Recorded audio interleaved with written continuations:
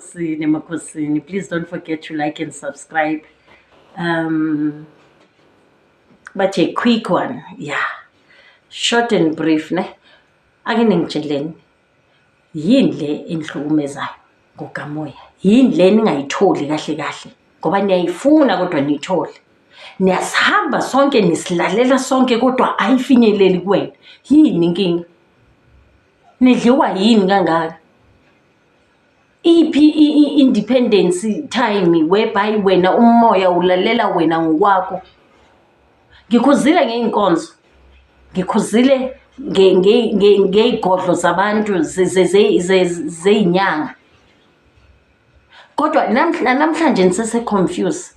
Yes, uma kwamele uye enyangeni uzoya enyangeni, kodwa uma ingayisebenzeli phuma kuyo.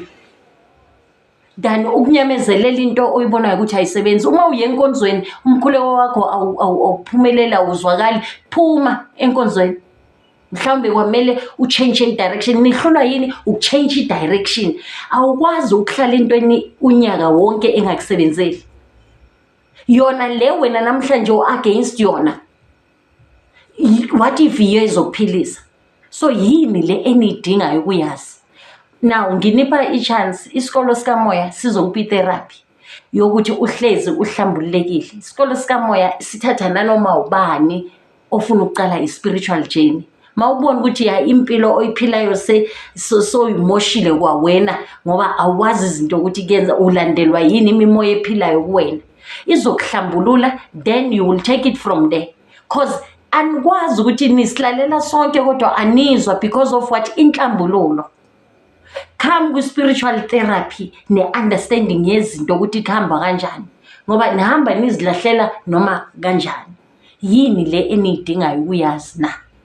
Yini le enidingayo ukuthi ni-understand? Because awukwazi, we are not getting young any soon. Ngihlezi ngisho njalo. So eyiphi kahle kahle eniyifunayo? Amaphupho uyawakhohlwa, uyasindwa. Uma kufanele wenze nje into iy'nsebenzo zakho zenhlambululo uyakhathala. Iyenzwa yini leyo nto leyo? Is esikolweni sikamoya. Please don't forget to like and subscribe.